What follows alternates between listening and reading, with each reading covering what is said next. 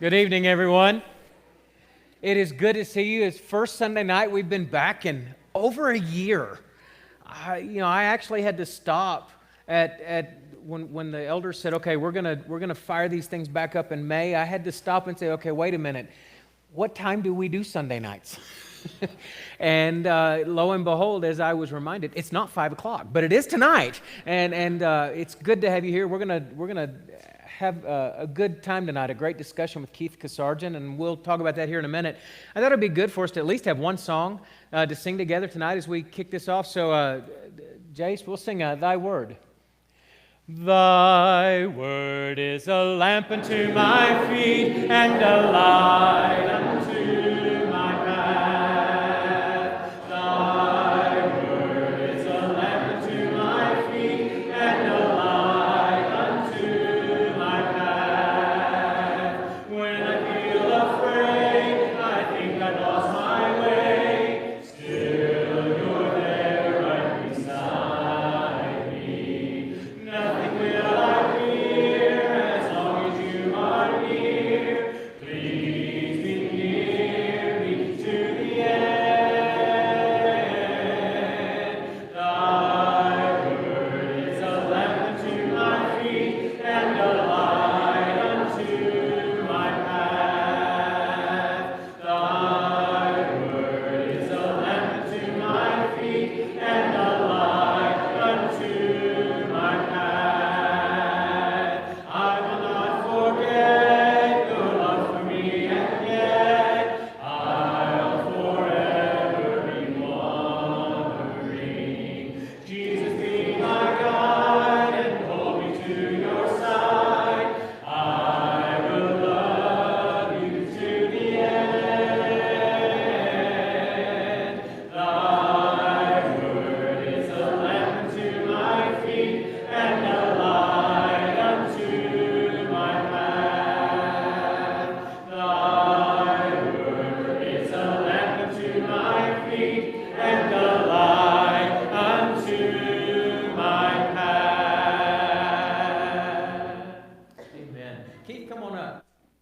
So Keith made a comment today that he and I have known each other for several years. It's actually a rather interesting situation.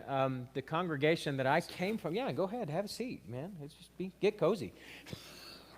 The congregation that that my family and I worshiped with before in Tennessee was the congregation Keith preached for 2 preachers ahead of me. And it was actually a rather interesting scenario that we showed up in December, and in the following April, he came and held a meeting. And so we got to make that connection. We also realized along the way that our paths had crossed in a couple of other places. We had come to Tennessee from Houston, Texas. And we figured out that Keith had a long-time connection with the missions committee at the Woodland Oaks Church of Christ, where we had been at for 8.5 years, even though I'd never met him. And then on top of that, my wife comes up the first time we get to meet Keith face-to-face, and she says, "Hi, I'm Paige." And he says, Paige. I think I recall a little girl about such and such, and come to find out he had been in her cousin's wedding. And it was just one of those really wild scenarios where we began to figure out how small this world really is. And it's really, really neat to be able to have all these connections. But as we were getting ready to fire up our Sunday night meetings again, a couple of weeks ago when Dean was speaking, he mentioned that we want to begin to maybe do some things a little differently than just have the rinse and repeat with less passion, all right, for Sunday nights. And having Keith here in his role with the school as the director of the international studies, we thought it would be really a neat opportunity to sit down and just have a conversation with one another. In the couple of years since he's been here, we've had a lot of families that have come in who do not know Keith. Some of those are students that don't know Keith, and some of those are just others of you that have just moved to Denver just to move to Denver. And so it's a really neat opportunity for us to get to talk a little bit, to get to know him a little bit better and the work that he does with the school, and the way that God is working through this congregation, through you and me and through Keith and all those connected with him to further the boundaries of His kingdom in this world. So, Keith, some time with you tonight. Whoa, you're right. These things sink way back. Yeah, we're going to get really cozy. I need to swap my...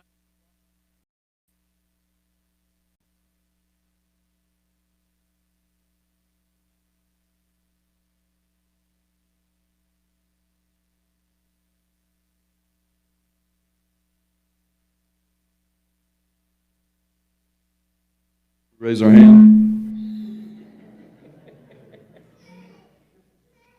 You ever have a learning curve? You're going to see it happening in action tonight. Keith, I'm familiar with your work or even any of your history just personally. Why don't you just start, if you would, just tell us a little bit about yourself.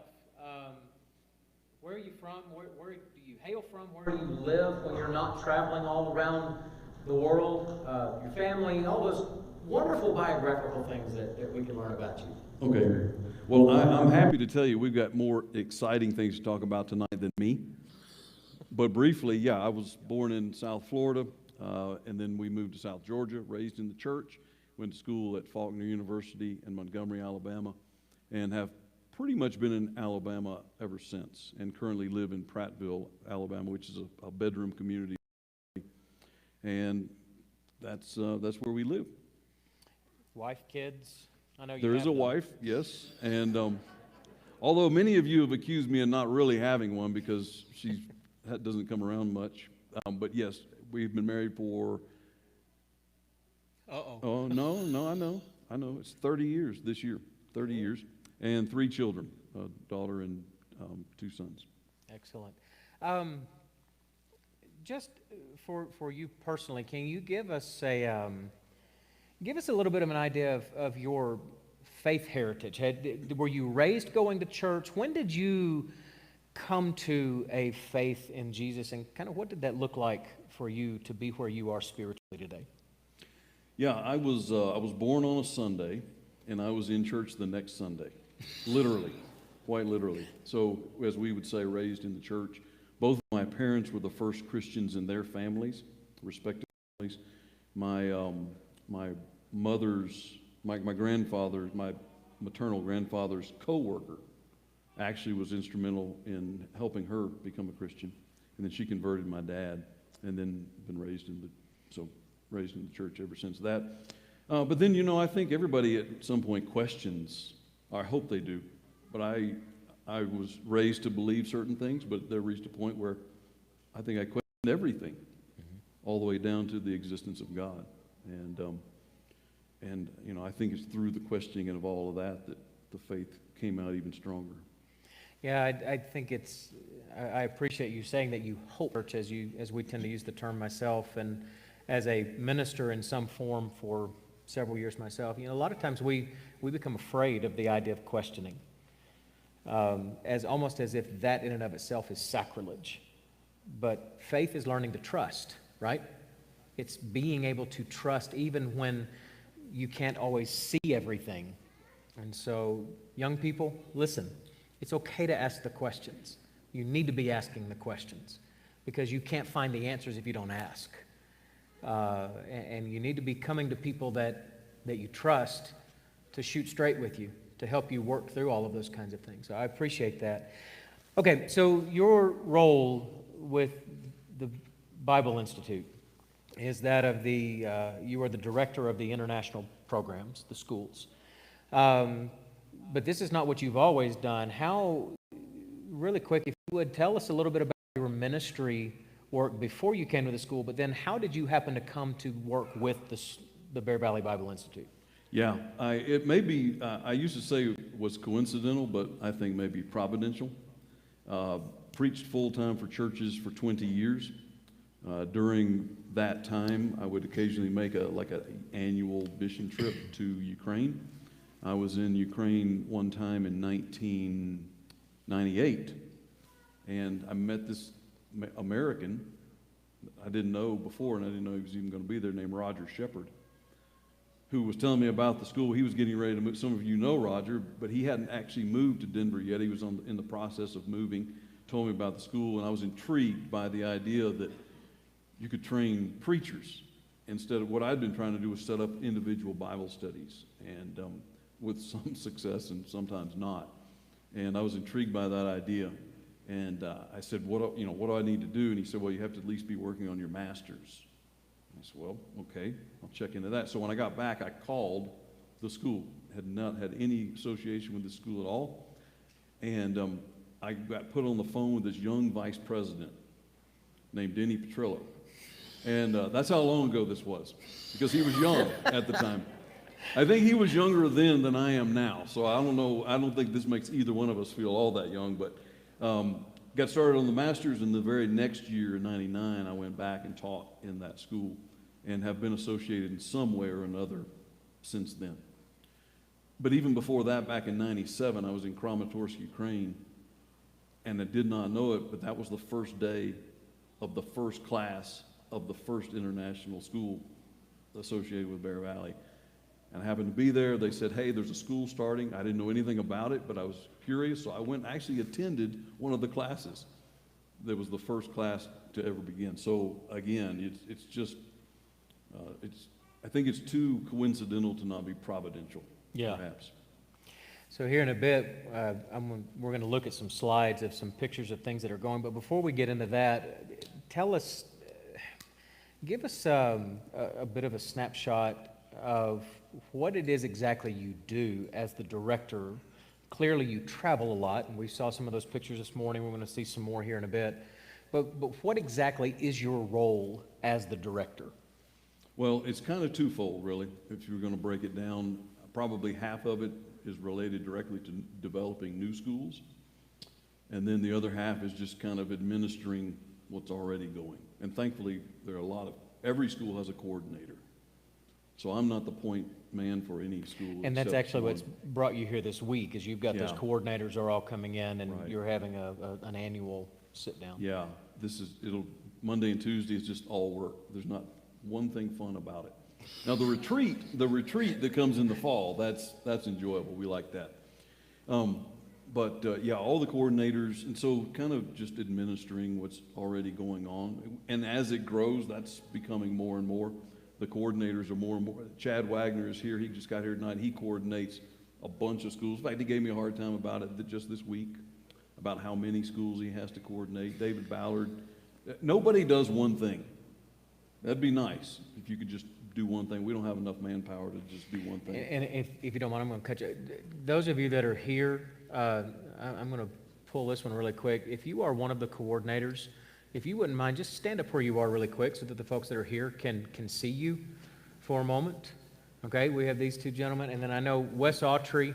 I don't know if Wes is with us tonight, but so we have these two gentlemen. Thank you guys for being here right now. Okay, so you coordinate these guys, point man.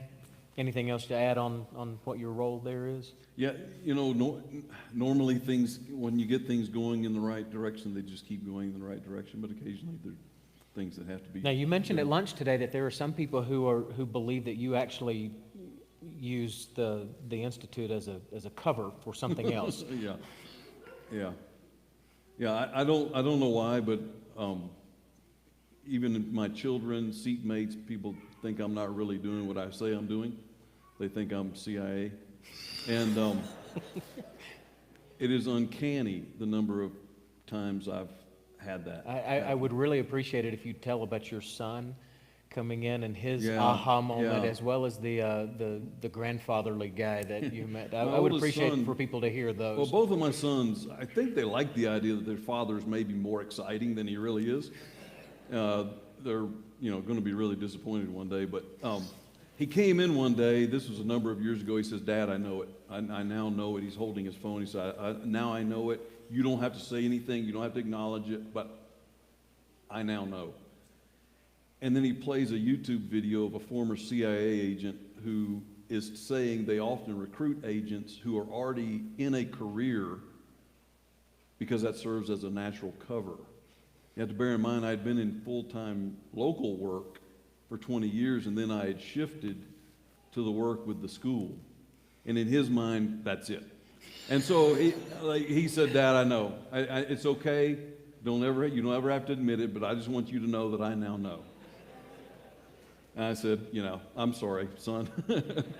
Yeah, I had a seatmate one time who said, what do you do? I told her, and then and she said, you always done that? No, I used to preach, blah, blah, blah. And told her the whole thing, and she said, that's a CIA cover story if I've ever heard one. Like, how does that translate? So I don't know how this happens. Yeah, there was a seatmate that told me to be careful. Put his hand on my shoulder, and he said, if I didn't know any better, I'd think you did something else. And then he alluded to Navy SEALs that he knows. So I don't know why that is, but if it's that obvious, I'd be a pretty bad one, I guess, right? That's what I told this woman. I was like, if it's that obvious, I don't think I would do good. She said, well, it could go either way. Tell us about the school. I know one of the things we want to do here is allow this to be a bit of an update on how the international program has been going. I'm just going to kind of let you start talking. I mean, we have the slides. Why don't you bring us up to date on what's going on with the Institute internationally, new schools, all that. Maybe even share with us some stories of some really great things that are happening. Okay. Let me just give you some updates on the numbers. These are pretty fluid. They're changing. They change fairly often. But at the end of 2014, there were 17 schools. At the end of last year, there were 45 schools. There are now 47 schools. And so that has grown significantly. The number of countries that represented has doubled. And the number of students now has almost tripled. The number of students in 2020 actually was down a little bit. And we think it's directly related to the global situation. And another number, unfortunately, that was down was the number of baptisms and conversions that the students were involved in. So last year, they were involved in about 2,400 baptisms, which is about half of what it normally is. And so, which is still incredible, right? I mean, I think in the last 5 years, students, while they're in school, not alumni, not graduates, we can't track all of that, but students in school for the last 5 years have baptized over 17,000 people around the world. And so that's great. But when I look at that number, I just think, boy, this whole, I'm complaining about this, but boy, there's a whole lot more at stake with this thing than this thing. And so I've had extra incentive to want this thing to get past us because we need to get back to what we're doing, because what we're doing is a whole lot more important than some other things. And so, but nevertheless, the growth has been good. I remember when Bob Turner asked me to be his assistant.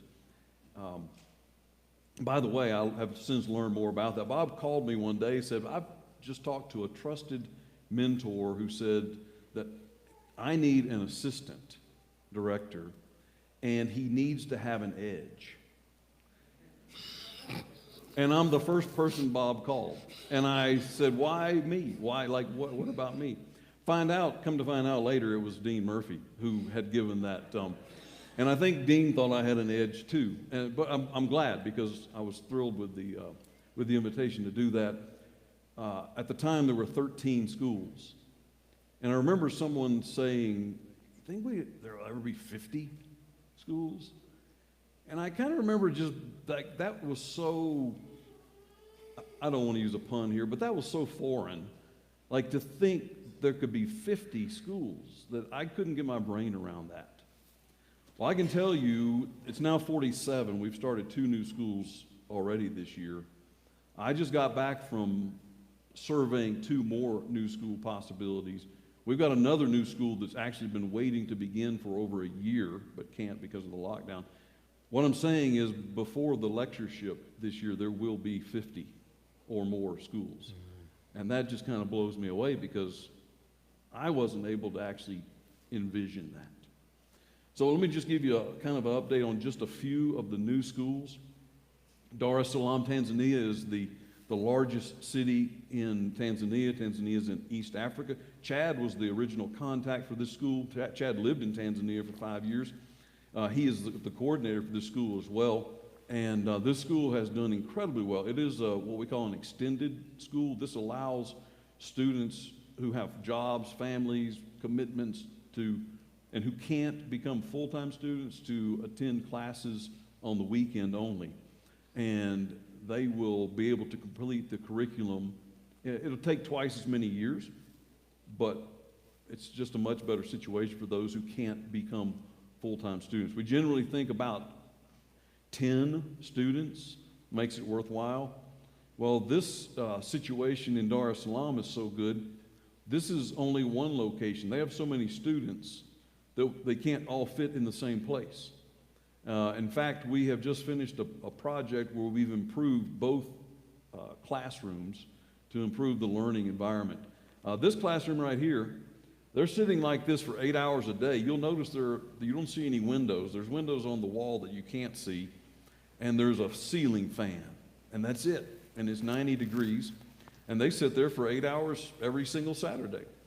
And but we were able to improve the learning environment. They're really thrilled about it, and it's just going to make things a lot better. So in Dar es Salaam, there's almost 40 students. About half of them have been clamoring to be able to take more classes. And so Chad and I and the local director just recently worked out where those who want to will also be able to take classes on Mondays, which will speed up their progress.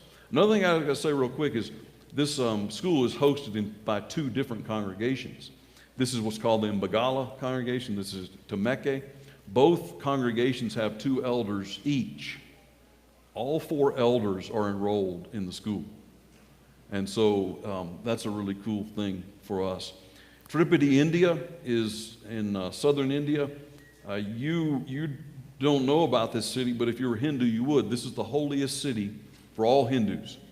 It is to Hindus what Mecca is to Muslims. Every good Hindu, at least once in their life, wants to make a pilgrimage to Tirupati because of this temple complex. It is an unbelievable temple complex. I've been up there, and just look at that mass of humanity. That is not a special day. That is every day. This temple complex hosts between 50 and 100,000 people every single day. They have, and the reason it's so popular is because it houses, they have a temple, there's many temples. One particular temple houses the holiest Hindu god.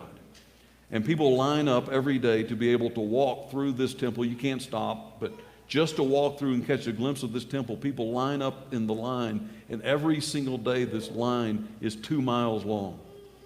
They will stand, if you're at the end of the line, you will stand in line 8 hours. And you thought the ride at Disney was bad.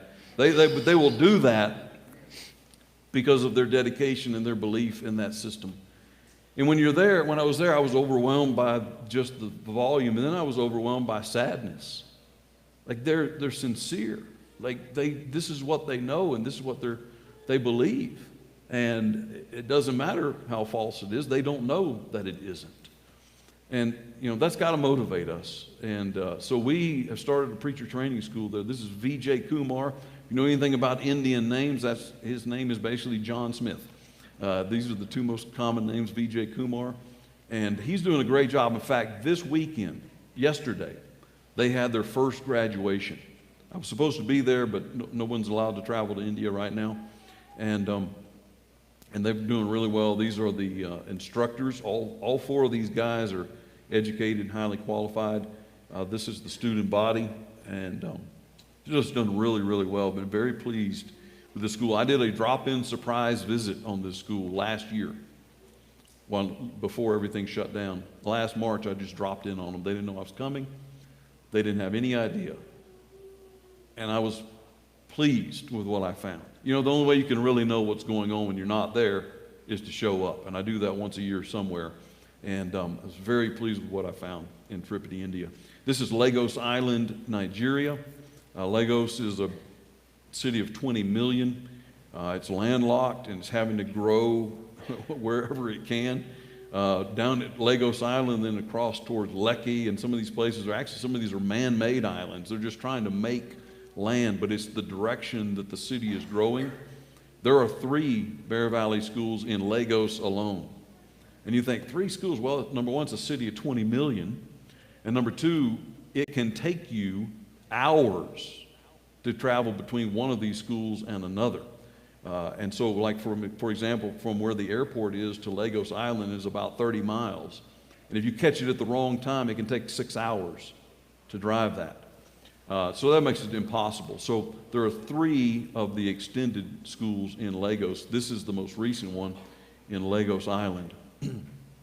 Staying in Nigeria, there's another school that Chad was the lead contact on in Abuja, Nigeria. Abuja is the capital of Nigeria. It's not the largest city, but it's the fastest growing city on the continent. It is the capital, and it's a planned thing. And for anything to be planned in Nigeria is foreign. Like, you go there and you think, wow, this is actually planned. And it's just different in Abuja, but it's the capital. And the church is doing really well there. It's growing so fast, new congregations springing up all the time. There are more than 40 congregations in Abuja already. Well, I went and I met with, following up on Chad's lead, I had already done a lot of due diligence, went and met with them about the possibility. And what I found was the most qualified potential teaching staff I'd ever come across. I mean, we automatically knew we couldn't use all of these guys, actually. Some of these have terminal degrees. A couple of them have written books. I mean, these are highly qualified guys. And so we actually had to just begin thinking, all right, who do we not need? And so we have a high quality teaching staff there in Abuja, Nigeria. The guy in the pink there is the director. He doesn't teach, but he coordinates everything. And his name is Samson. You can't tell it by his size, but he's strong in his own way. These are the elders of the Kadu congregation that is one of the sites. There's Chad, and then the principals, they would call them, in the back, and then the director. So again, I said earlier that if there's students, we think that's worthwhile. And so I get a message one day from Samson. I don't know what we're going to do. We've got too many applications. So we had to actually go to Plan B and find a second location. And so you can imagine how happy we were. This was the first day of classes. And Chad was there. You can see, if you'll look, you can spot Chad there. And I think it was around 50 something. Now that number always drops. This is stringent, and not everybody's going to be able to do it. The number, I visited both of these locations in January, and man, they're doing just doing very, very well. We're in the process of working a plan where this school is going to be locally supported. That was a goal the first time I ever met with those elders. That was a goal. We're now working towards that goal, and that will be a first. That will be a first in all of the Bear Valley schools. All right, so we're waiting to begin. This is the one in northern Luzon, Philippines. Literally, it's all ready to go since the first Saturday in April of last year. It was supposed to begin. Everything's in place. High quality teaching staff. Students are already ready, but the conditions have not yet allowed for it to happen. They came off quarantine for a little bit. We thought maybe we were going to start then. Then a monsoon hit them, and the whole island, that part of the island was flooded. And then when they came out of the flooding, they went back in another lockdown, a quarantine. It's just been one thing after another. But that school is literally ready to begin the day that they are allowed to. Also just got back from Lusaka, Zambia. And this is another outstanding opportunity. This is the largest city in Zambia, but there's no preacher training school there. There's a Bear Valley school in the north of Zambia. There's another preacher training school in the south, but nothing in the biggest city. So we're looking to fill a void there. I'll just leave that there while we just talk, because if you want to get it's usually about once a month. I send an email with different links to some of the reports from around the world. If you want to email me at that email, or you can just ask me tonight, I can do it on an app on my phone. You can be ready to get the next one, which will actually be this week. It'll be sent from here. And that's the wetrainpreachers.com. You can go to that and I was thinking about saying it, but I didn't want to crack the joke. You know, it's a memory device. Click on the international schools. You can see a lot more. And so we'll just leave that there while we keep talking. To put a perspective, the city you mentioned with 20 million, I looked it up really quick. In the U.S., the city of New York is the most populous city in our country at 8 8.6 million people. Denver has a population in 2019 of a little over 705,000. So imagine a city with 20 million people, and that's where we have 3 schools that are doing that work. There are cities in, especially places like Nigeria and India, you had never heard of that are millions. It's hard for us to comprehend. Last year, I calculated, I was in 8 cities whose population collectively total over 100 million in 8 cities. There's a lot of people out there. And that's also why we're trying to have more of a presence in the big cities, because that's where the people are. It's not just a U.S. thing where young people are leaving the small town and going to the big city. It's a global thing. And so it is what it is. And so we're just trying to have a bigger presence in the bigger cities. Keith, we've seen a lot of the pictures. Several people here, I think, probably follow you on Facebook. You are very active in keeping pictures going of some of the different things. Can you give us a couple of stories of some of the adventures, I guess you'd say, that you've run into in which you walked into a situation and things took place and you walked away from it going, wow, God is so incredibly awesome. Can you think, even if it's just been in the last couple of months, can you think of just a couple of stories to share along those lines? Yeah, there are, it's just, I'm very blessed, incredibly blessed to be able to work with some of the best people in the world. And that's the guys here and that's the guys there. It's like, I'm just incredibly blessed. And some of them provide, I think, a lot of encouragement, inspiration as well. Some of them are incredibly dedicated, trying to overcome a lot of different potential circumstances. Gives me perspective on some of the things we think are too hard or too inconvenient or too fill in the blank. You're talking about adventure. When you land, everybody's like, oh, have a safe flight. Well, typically flying is the least of the concerns. It's when you hit the ground. Except one time Denny and I had a very eventful flight. I'm a private pilot, so I usually kind of know what's going on, and maybe some people might get a little nervous. I know what that is. We were trying to land in Kilimanjaro, and it wasn't going well, and I knew it. It was bad, and I looked around. Nobody else seemed to realize it, and Denny looked at me and went, and then did a double take and said, "What?" Like I literally had sweat running down my forehead. They tried to land 3 times and finally gave up, and we didn't go there. We went somewhere else, and I breathed a big sigh of relief. But generally, the issues when you're on the ground transportation, food. Just even last week, I was handed a dish, and you're always thinking, please don't be bad. But the craziest adventure was with Chad, and I think Chad will immediately know what happened. This was several years ago at the school. There was another school in Nigeria, and probably on Saturday, and I think Denny was there as well. Denny and Bob were there, and Chad was there because we were having a graduation. They said, hey, there's a church that wants somebody to come preach. Chad and I both volunteered to do it. We had no idea what we were getting into. It first involved a 2-hour ride to the river. And then when we got to the river, we had to take a boat. But it wasn't safe to just take a boat, so they had organized that we would be in the police boat.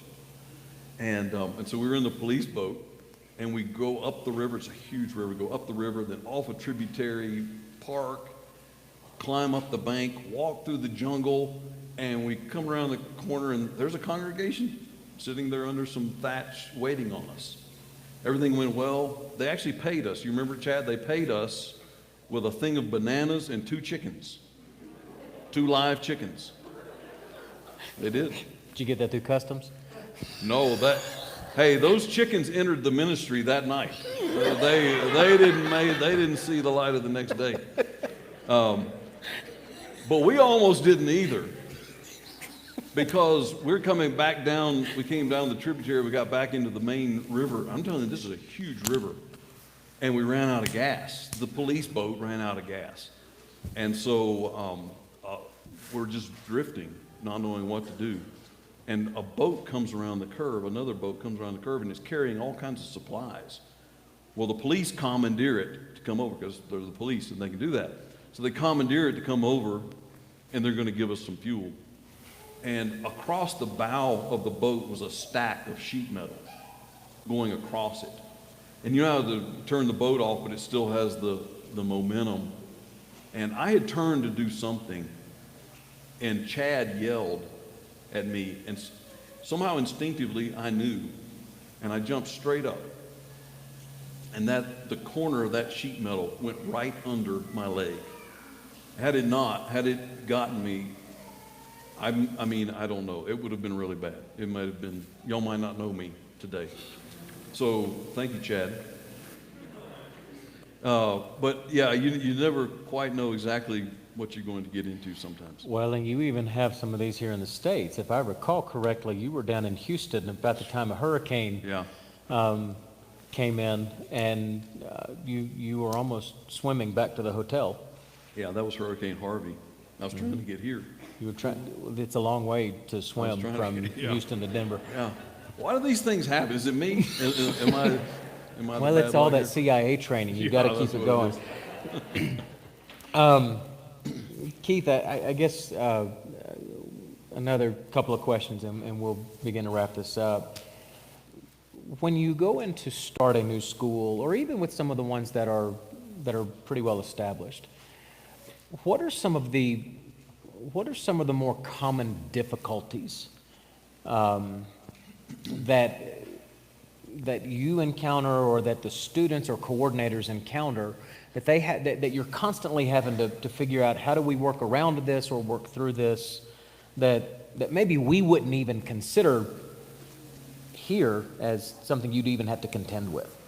Yeah, well, I think the first answer that comes to my mind is research and resources, research tools, resources that we can take for granted. We can go next door to the library here, and you're going to find how many volumes? 15,000, maybe 21,000. I don't know. Go find Karen. Karen can probably tell you how many. Yeah. Why am I looking at Denny when I could look at Karen? Yeah, Karen's got them all memorized. I'd rather look at Karen anyway. 20,000 volume library. So walk in, students back here, you've got an incredible resource. Everywhere I go, they're like, can you please get us some books? And David Ballard has helped us a lot. We had a church in the Dallas area that donated their entire library to us, and that's been parceled out and shipped to a bunch of different places. And David's been crucial in making that happen. But that's the one thing that is the recurring thing. Now, if we just wanted to have like a correspondence Bible school, wouldn't be an issue. But we want this to be top level. We want this to be high quality. And so one of the things we're going to be talking about this week is building an e-library full of resources and tools that we can put onto in an electronic form, so we can stop trying to ship expensive books around the world and have just a really top-notch e-library that all of these students can have access to. And so that's probably the number one thing, the number one challenge that we face. So again, there's a lot of folks here. They've been members at Bear Valley a long time. They're familiar with this. But even for those that are newer, if we've got folks sitting here listening, watching us online, if they say, wow, I want to get my hands dirty and I want to help with this thing some way, somehow, can you give some thoughts for us here? How could we be involved and be helpful and useful to the ministry of the international schools? Yeah, well, if you're a member of the Bear Valley congregation, you're at least indirectly already involved. As I was saying this morning, the name Bear Valley is known in many, many places. You can't believe, I promise you can't believe the number of places in the world where they know the name Bear Valley. And many more places than where there are schools. And so if you remember here, thank you, because it's under the leadership of this school and president and the elders that this even happens. But then beyond that, obviously we want you to keep praying for us We appreciate that. They appreciate that. Every time I visit schools and teachers and students, they want me to send their thanks, and they say they're praying for us, and we can do that for them. Obviously, it requires some level of support, and individuals can be involved in that. In fact, there are a number of individuals who've just said, you know what, we're going to take this school, and we're going to fund it. And you may be thinking, well, whoa, that's a lot. Well, not necessarily, because some the four-year schools, the extended schools that only meet on the weekends, typically the budget for those is about $75 a week. Now you think about that, $75 a week. So there are a number of just families who have just said, we want to say that this school, it's our school. And we're happy to plug them into a particular school. Maybe they have a request for a location, or maybe they don't, but we let them know what that is. They send their funds, and that they get to know that they're helping in that way. And so there's a number of ways that everybody can be involved, but that's certainly one of the ways. Anything else you want to add to any of this conversation before we wrap it up? Well, no, just my gratitude for being so blessed to be able to do this, for all the people who help, Terry and Lynn on this side of things, and then all the coordinators, some of them who are going to be coming in, some will be joining by Zoom, our families that support us and deal with busted water heaters while we're gone, and things like that. There's just a lot of people that are owed a debt of gratitude, but they all realize it's worth it. This is big. This is big. Can you imagine we're training 900 people a year in some of the most fertile places in the world? I mean, it's big. It's been getting bigger, and so it's worth it. And I'm thankful for so many reasons and to so many different people. Well, brother, thank you for sharing this time with us tonight. It seems incredibly appropriate as we wrap this up. I've got one more song I'd like for us to sing together, and then Donnie is going to come up and have a couple of kind of elder comments, and then we'll close this out in a word of prayer. But Jace, go ahead and put up that next song if you would.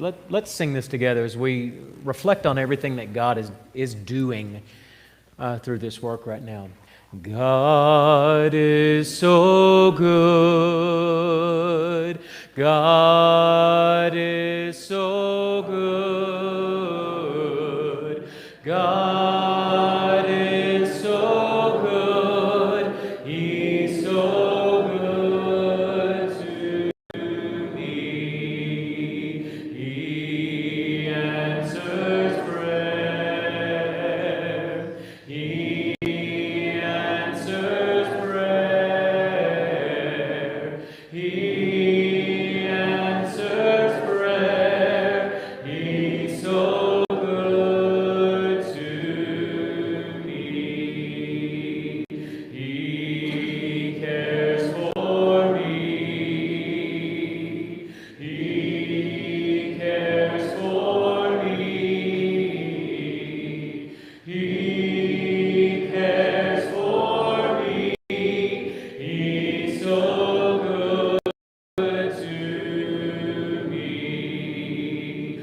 I love him so. I love him so. I love him so. He's so good to me.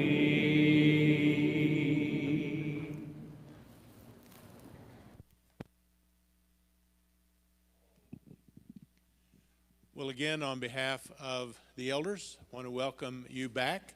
Welcome you back in particular because this is our first Sunday evening gathering in over a year. And it's good. We're really glad to have the numbers that we're having here tonight. And we're just going to grow and build from here. So we're glad you're here. And thank you, Corey and Keith, for this evening. I don't think that was a crash and burn at all. but very, very informative, and it is a very, very exciting work to be a part of.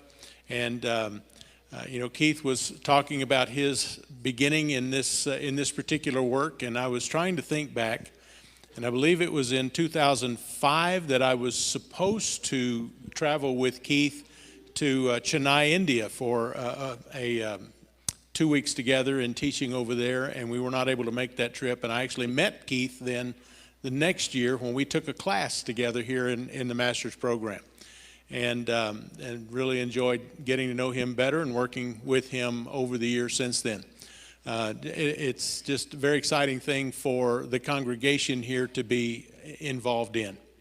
There are many, many, and you've seen the numbers, thousands, and who knows really, except God, exactly how many thousands, tens of thousands or more, that are going to be in heaven for eternity because of the work this congregation does. And it's a work that a lot of other congregations and individuals do as well, but that is something for us to hold on to as we go forward here. Again, repeating what we said this morning, be sure to check the announcements that go out each week electronically, because there are some details in there, some things that we have been talking about. Next Sunday morning after our worship service, there will be a class for the teens that will begin over here in the chapel. The following week, on May 16th, there will be a reception for our high school graduates. And I need to correct the timing on that. I think I said after the evening services. It's actually going to be at 3 o'clock in the afternoon. So there'll be the reception at 3, and then we will have our worship service for that moving forward. We are planning a graduation for our Bible Institute seniors. That's coming up. This time it's going to be Saturday, May 22nd. I think that's at 2. Is that correct? At 2 o'clock. And we want the congregation here to know that you are welcome to attend. Normally we do this on Sunday morning of that weekend, and we do the graduation ceremony during the Bible class hour. However, on May 23rd, we're going to begin with classes for all ages on Sunday morning, and it didn't really seem the right thing to do to say we're starting classes on May 23rd for all ages, and by the way, classes are canceled because we have something else going on. So we're going to do that on Saturday, and you are invited to that, and then Sunday morning the Bible classes for all ages will begin. We're going to be developing our Wednesday night program as well, starting toward the end of this month into the first part of June, gradually growing that as well. So, folks, there is a light at the end of the tunnel, and it does not appear to be a train. So keep praying for this situation, and check those announcements. We've got a number of people on the prayer list that need our prayers, and we're so thankful for answered prayers that we've had in the past. We're thankful to you for the prayers that have been offered. We're going to close now with a word of prayer, and then we will be dismissed. Father, we're so thankful to you for a beautiful day. And Father, we're thankful to you for a beautiful family to be a part of. We appreciate so much your wisdom and your power in creating this fellowship for us, and helping us to remain strong and to remain faithful in a world of darkness. Father, we're thankful for the work that this congregation does in all of the areas that we have works going on. And we're thankful for the report that we have received tonight from this one. And we pray your continued blessings upon those who are being trained as we speak around the world, and those who have been trained and have graduated and have gone out and are doing great, great works for your name, so that more and more people are being glorified, or more and more people are glorifying your name. And we pray that you will continue to help our efforts result in more lost souls being saved. Be with us through this week. Be with us in all that we do to be faithful unto you. It's through Jesus we pray. Amen. And we are dismissed.